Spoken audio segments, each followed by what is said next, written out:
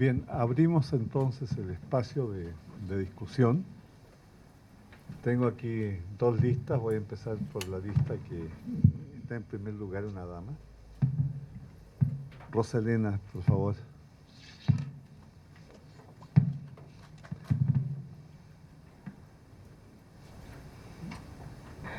Bueno, es algún comentario a a los planteamientos tanto de Casio como de Margarita, de partir sobre que tenemos un campo multifuncional, ¿no? Y que hay que partir del minifundio. Y también una de las preguntas que hace Margarita es cómo se intensifica la producción y cómo basarnos en los productores campesinos. Esto para enfocarnos en el problema alimentario, no nada más para enfocarnos en el problema de cómo incrementar la producción o la productividad agropecuaria. De ese 8% de los productores se han encargado bastante bien estos años. Y todos los apoyos se han concentrado en este tipo de productores, porque se haya querido, porque no se haya querido, porque las reglas de operación han sido más fáciles de cumplir para estos productores y no se han diseñado políticas específicas para los productores. Bueno, también tenemos que tener la visión de sustentabilidad.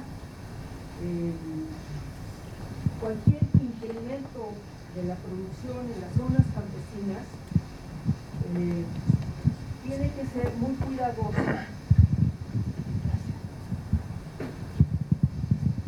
de no lastimar la biodiversidad, porque esa biodiversidad es uno de los factores más importantes que nos permitirán seguir incrementando la producción en esas zonas.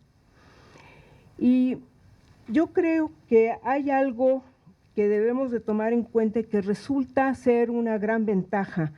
Ahora, a diferencia de aquellos tiempos en que trabajamos en el SAM, tenemos una gran diversidad de organizaciones campesinas de base.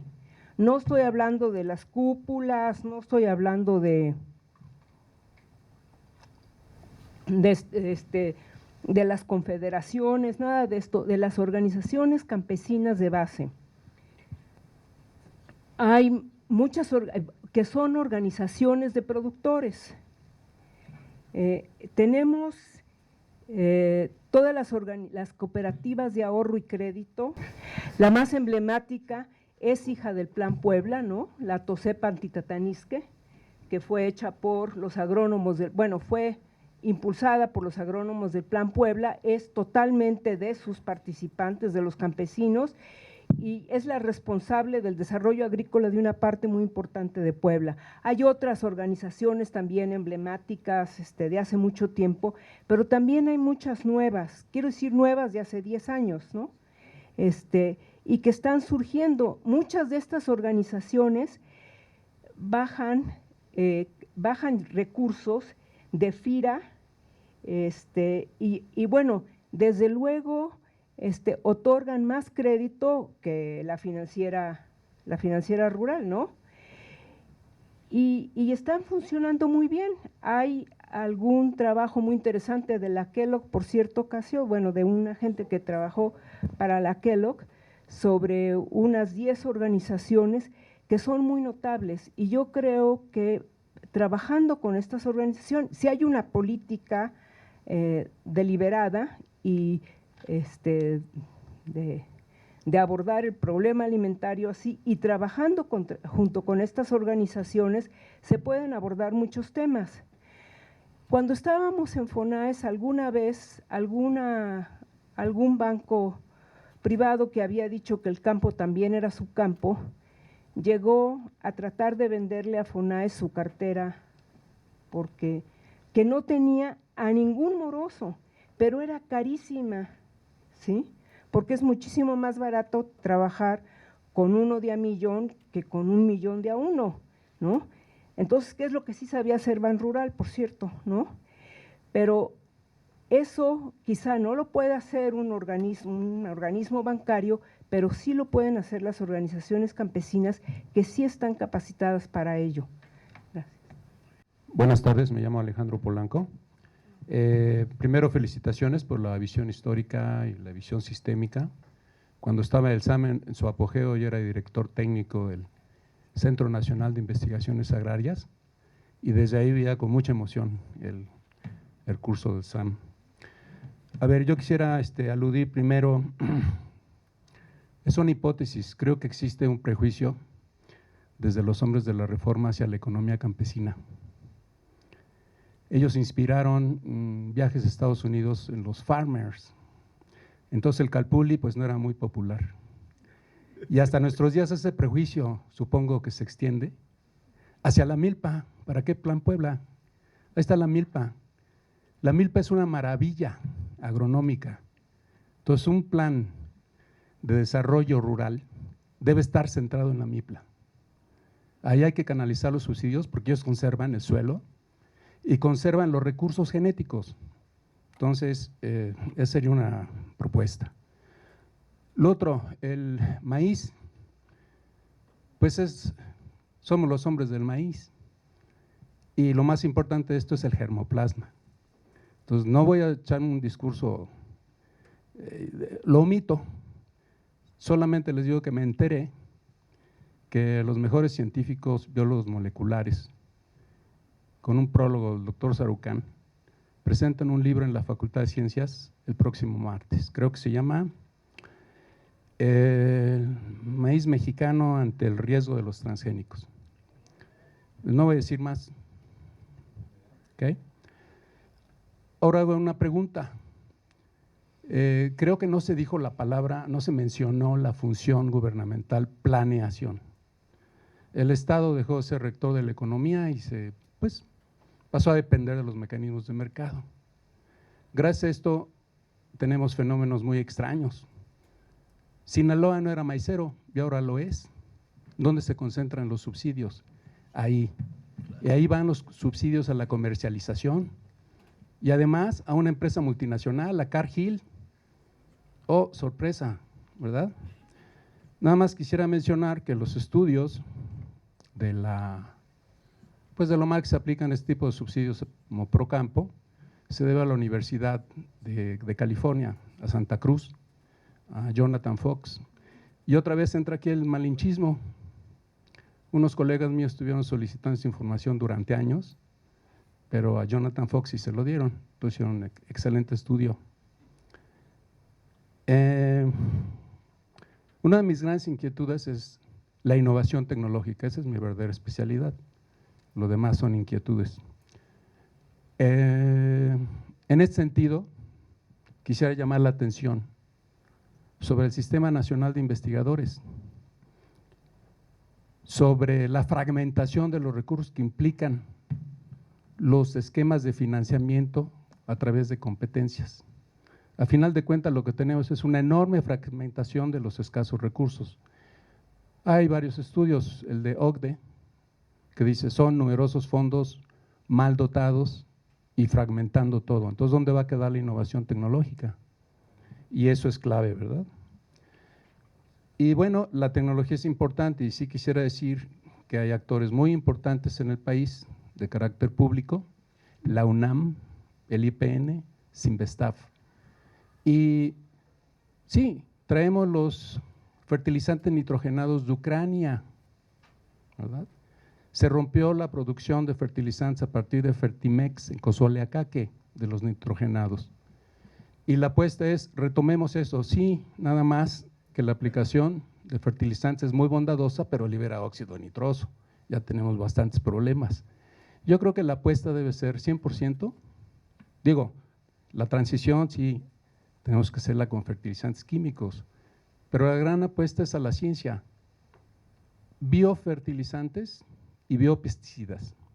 En la UNAM se han generado dos, el de Rhizobio metli, a mí me tocó acompañar la obtención de la patente de esta innovación del Rhizobio metli, del Centro de Fijación de Nitrógeno, como funcionario del Programa Universitario de Alimentos, y también me tocó vender una tecnología que era a base de Azospirillum. Pero tengo muy claro que hay muchos productos que no reciben el apoyo concreto del Estado y ese debería ser un programa nacional de biofertilizantes y biopesticidas. No abuso más de la palabra, muchas gracias. Gracias. Don David, es su turno. Hace mucho tiempo que no oía algo que por lo menos a mí me instruyó en materia agrícola en este país. Por lo tanto, los quiero felicitar calurosamente, porque ya es hora de que en este país haya un cambio de políticas con un sentido mucho más ecológico, mucho más humano del que hemos tenido en los últimos 30 años. En ese sentido, yo creo que la tesis fundamental que han esgrimido nuestros dos ponentes es ligar oferta con demanda, es decir, hacer que la producción corresponda a las necesidades del país, tomando en cuenta el comercio exterior, pero fundamentalmente las necesidades alimenticias del país y las necesidades colaterales de dar ingreso, ocupación y bienestar a la masa de campesinos empobrecidos. Por eso va mi felicitación. Ojalá de aquí en adelante tendremos que batallar muchísimo para cambiar estas políticas nuestras tan pervertidas y en cierto sentido tan inútiles. Muchas gracias. Gracias. Guadalupe. Hola, buenas tardes. Yo estuve también trabajando en el SAN los 2 años y había un programa que no sé por qué no lo mencionó, que era el SISBAN, que es el Sistema de Vigilancia Alimentaria y Nutricional. Ese lo trabajamos con la FAO durante mucho tiempo, estuvimos como 6 meses y sí, atendiendo a lo que dice el señor, sí, se contemplaba desde el individuo las necesidades nutricionales de la comunidad y de ahí se partía para ver cuáles eran las necesidades de producción dentro de la comunidad. También había sistemas de alarma para casos de sequía o inundaciones, en donde las comunidades aledañas acudirían y tendrían un extra, digamos, de su producción para compensar. Y sí se partía desde el punto de vista del individuo. Yo pienso también, como decía el licenciado Polanco, que el gobierno tiene que ser el rector de todo esto, porque nadie más va a ver por la población. La verdad, lo demás es negocio. Y que también tendrían que ser una exploración histórica, porque el sistema de vigilancia alimentaria estaba totalmente ya conformado y luego las políticas que se siguieron, hasta oportunidades y las últimas de ahorita con el plan en contra del hambre, vuelven a empezar desde cero, que eso es lo que es espantoso, ¿no? Vuelven a empezar desde cero y se vuelven a hacer lo mismo que ya se había hecho desde el 80. Eso es todo. Gracias. Javier. Gracias. En primer término, pues el expresar el gusto por haberlos oído a Casio y a Margarita en temas de los que son muy, muy expertos. Y con Casio, pues son muchos años de coincidencia sobre este tema que nos apasiona. Me llamó la atención que en la narración histórica faltó referirse a algo que casi siempre se nos olvida a los que nos metemos con el tema, y fue la transacción que hizo el general Cárdenas con los ganaderos. Verá la famosa moratoria. Yo pienso que considerando la necesidad de reducir el número de enemigos, ya que la reforma agraria estaba en marcha aceleradamente en las zonas agrícolas del centro del país, pues podría dividirse el campo enemigo poniendo a los ganaderos aparte, que eran fundamentalmente los de los estados del norte, y los de la Sierra Madre Oriental. Y entonces se otorgó esta moratoria de 35, 40 años, no estoy seguro, creo que fueron 35. El primer gran latifundio lo repartió el presidente Díaz Ordaz en 1969, antes de terminar su sexenio. Era nada más de 1 millón de hectáreas en el estado de Durango. Esto con la ayuda del gran ingeniero López Zamora para lograr ese propósito. Y después se empezó a decir en la prensa que el presidente Echeverría había enloquecido porque empezó a repartir cosas por ahí. De nuevo, lo que pasa es que le cumplieron los 35 o 40 años de la moratoria, se topó de bruces con la terminación, todo el gobierno federal, de esa moratoria y había que empezar a repartir los latifundios ganaderos, ¿verdad? Esta es una cuestión muy importante que tiene que ver con un montón de fenómenos de los que ya hemos hablado aquí, de otros que hemos hablado otras veces, que tienen que ver con la distribución de la riqueza y del ingreso y de todo lo demás, y de la forma en que se expandió nuestra frontera agrícola, de la forma como se fragmentó en exceso la propiedad agrícola o la tenencia agrícola en la zona central del país, que era la más densamente poblada, porque no estabas tocando las grandes extensiones del norte. Se formaron zonas agrícolas importantes en el norte con la apertura de tierras al cultivo, producto de la construcción y desarrollo de los distritos de riego. Pero toda la tierra ganadera no se tocó. Y esto nos explica un montonal de cosas, ¿verdad?